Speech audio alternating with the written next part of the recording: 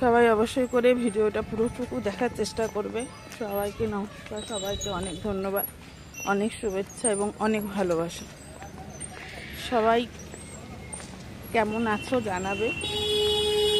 এই শীতে সবাই কেমন ঘোরাঘুরি করলে, কে কোথায় গেলে সেটা অবশ্যই করে জানাবে। জানতে পারলে ভালো লাগে। আর সবাই কেমন আছো জানাবে। দুদিন আগে আমার জ্বরের থেকে উঠেছি, তবুও যাচ্ছি।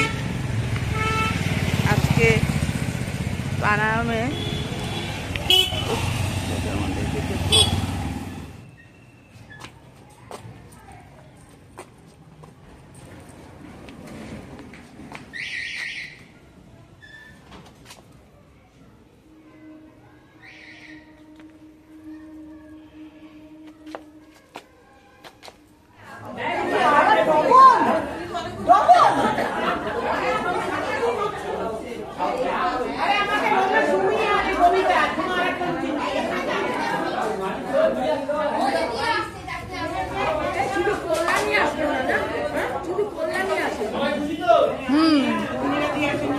খুব ভালো পরিবেশন হয়েছে, খুব ভালো খাওয়া দাওয়া হয়েছে, খুব ভালো হয়েছে।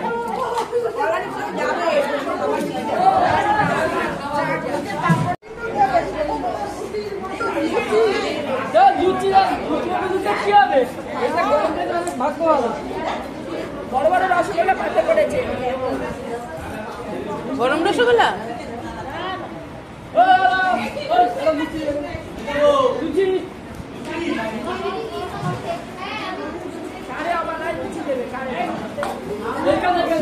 চলে গেল নাকি?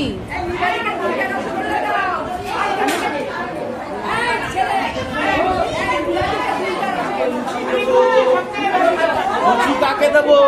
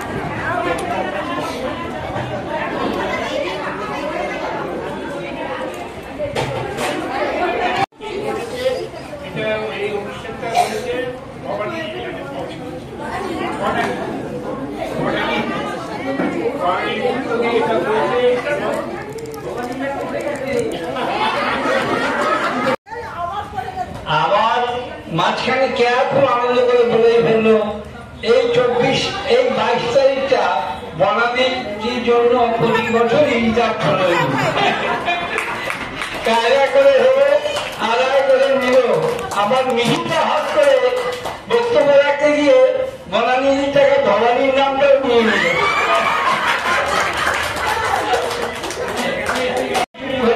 যে প্রধান হিসাবে মাখালি তুলো আমরা এই যে আনন্দ করছি। আবার আমাদের রবিবারে আছে স্বপ্না, আমাদের বৈষ্ণবী বাড়িতে 36তম গোপালের জন্মবার্ষিকী প্রতি বছরই নিমন্ত্রণ করেও আমরা যাই। আশা করি আগামী রোববার সবাই আবার দেখা হবে একসঙ্গে। আমরা আবার এই যে আনন্দযোগ্য সকলে আমরা আনন্দ করছি। তার জন্য যে বাঙালি তাকে আমাদের এই সঙ্গের পক্ষ থেকে, আমাদের সকলের পক্ষ থেকে তাকে আন্তরিক অভিনন্দন, শুভেচ্ছা।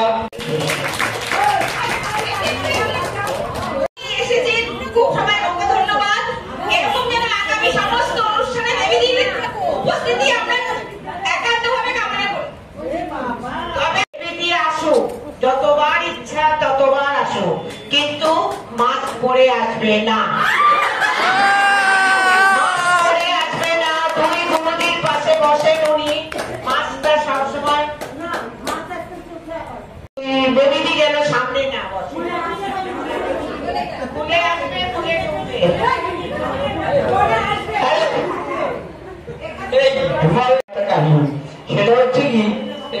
নিয়ে ভালো রান্না করতে গরু চা মানে ধান খেতে ধানগুলো যখন নিয়ে কি বক্তব্য রাখবো।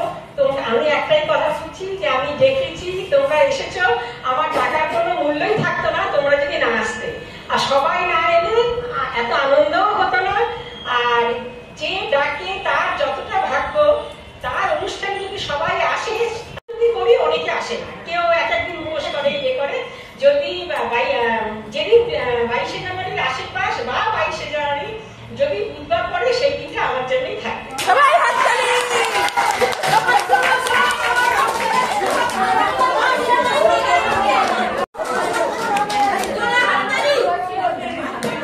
হ্যালো,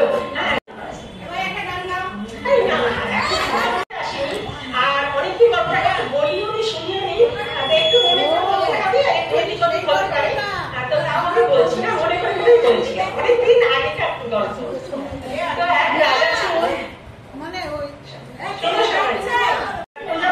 রাজা, তার রাজত্বে সব প্রজারা আনন্দে থাকে, কোনো অভাব অনটন থাকে না, সবাই ভালো করে থাকে।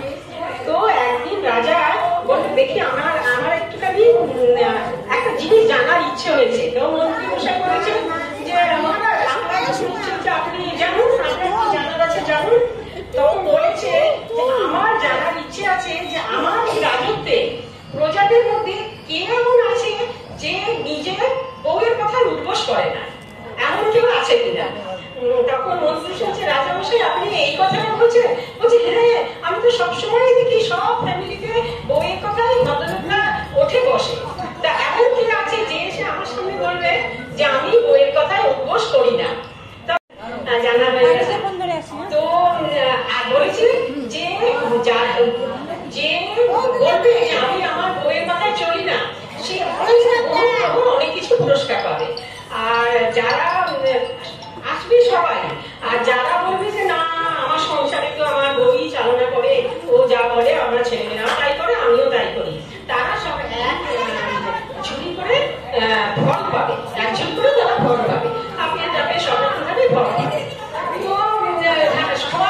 তো সবাই জানে যে আমি তো ফলটা তো খাবো, ঝুড়ির এক ঝুড়ি ফল তো খাবো।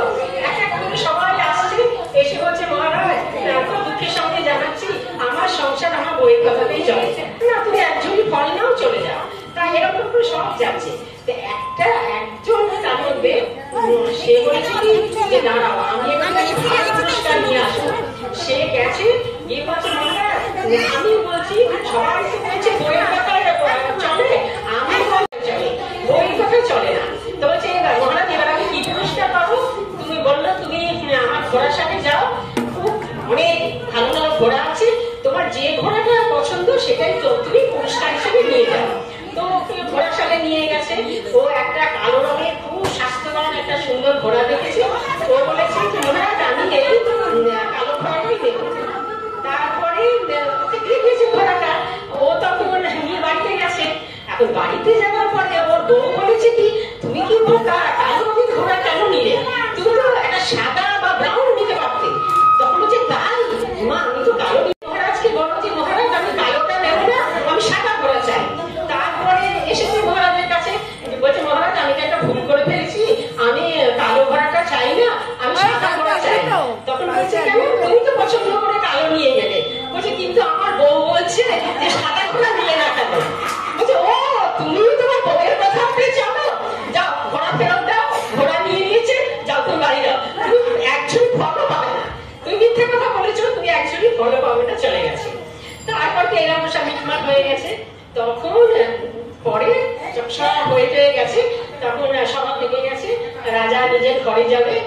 তাকে মন্ত্রী মশাই বলছে কি যে মন্ত্রী মশাই বলছে মহারাজ আপনি তো একটা মজারই জিনিস করলেন, এবার জানা গেল যে পুরো আমাদের বেশ শুধু সবাই যা বইয়ের কথাতেই চলে, একজনও এখন পাওয়া গেল না। তখন বলছে মহারাজ বলছে কি যে হ্যাঁ কিন্তু মন্ত্রী মশাই তুমি যাই বলো না কেন, তুমি যাই বলো না কেন, আমি কিন্তু আমার মতে চলি, আমি রানীর কথা শুনি না, আমি রাজা, আমি যা বলবো আমার সংসার সেইভাবেই চলবে। তখন বলছে ও মহারাজ ঠিক আছে, তাহলে আজকে সভা ভঙ্গ করে চলে গেছে।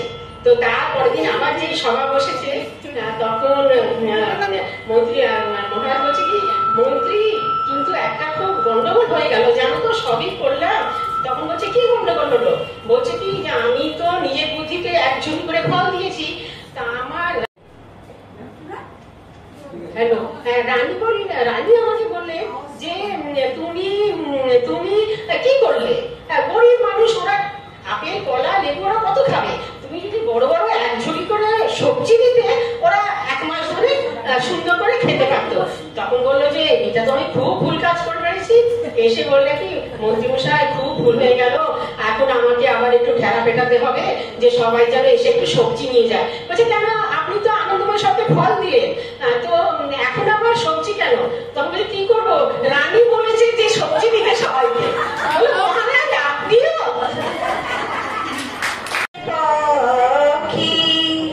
ফুরালো প্রাণের মেলা, শেষ হলো মেলা, আর কেন মিছে তোরে বেঁধে রাখি, যারে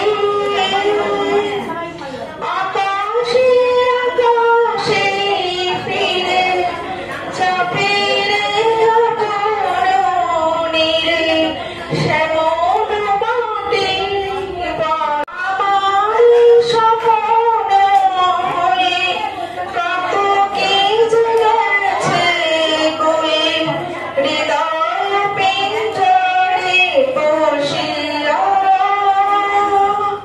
জানি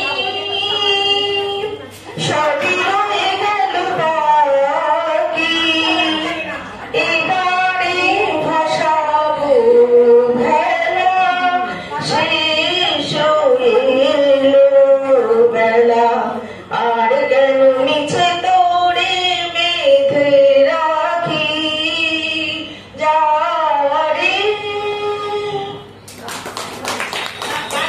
এবার আমাদের গান শোনাচ্ছে চন্দনা পাল। আচ্ছা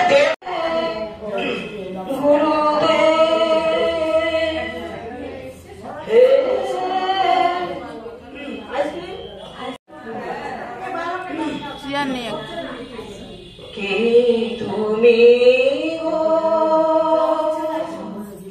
আধার মাঝে, আরো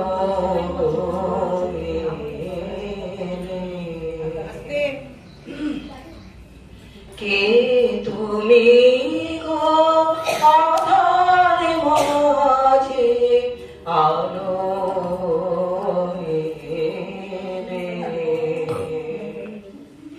আপন তোমার কেউ ছিল না, আপন তোমার কেউ ছিল না, আপন তোমার কেউ ছিল